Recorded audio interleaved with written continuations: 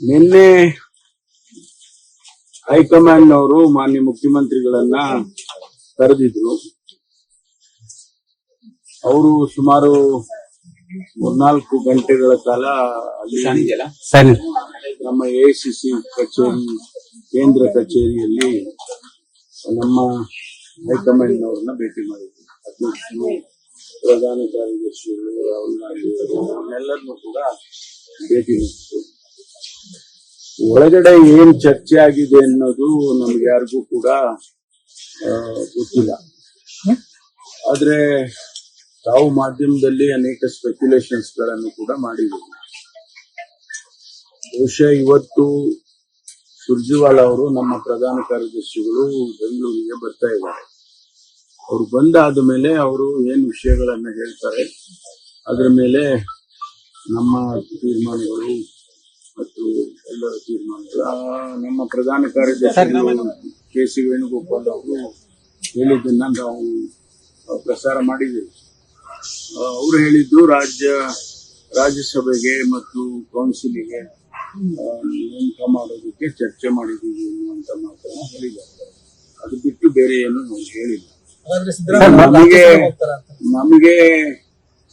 ನಮಗೆ ಗೊತ್ತಿರೋ ಪ್ರಕಾರ ಅವರು ಏನು ಮಾಧ್ಯಮದಲ್ಲಿ ಹೇಳಿದ್ರು, ಒಳಗಡೆ ಏನ್ ಚರ್ಚೆ ಆಗಿದೆ ಅನ್ನೋದು ನಮ್ಗೆ ಯಾರಿಗೂ ಮಾಹಿತಿ ಇಲ್ಲ.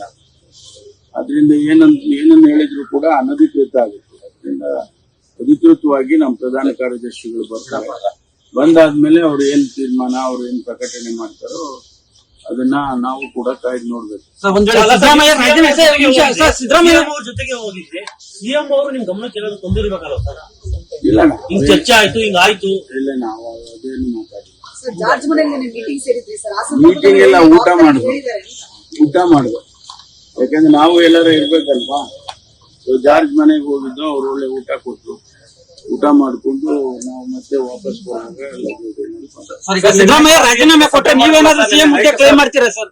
ಸಿದ್ದರಾಮಯ್ಯ ರಾಜೀನಾಮೆ ಕೊಟ್ರೆ ನೀವೇನಾದ್ರೂ ಸಿಎಂ ಹುದ್ದೆಗೆ ನೀವು ಕೂಡ ಆಸ್ಪರೆಂಟ್ ಸರ್ ಅಥವಾ ಕೇಳ್ತೀರಾ ಅಂತ? ಈಗ ಅಪ್ರಸ್ತುತ.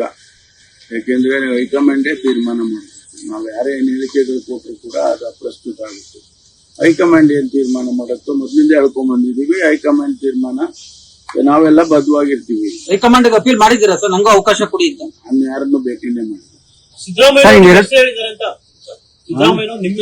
ಅದೇ ನಾನು ಹೇಳಿದ್ನಲ್ಲ, ಒಳಗಡೆ ಏನ್ ಚರ್ಚೆ ನಡೀತು, ಏನು ಯಾವ ಸಬ್ಜೆಕ್ಟ್ ಡಿಸ್ಕಷನ್ಸ್ ಮಾಡಿದ್ರು ನಮ್ಗೆ ಅದರ ಮಾಹಿತಿಗಳಿಲ್ಲ.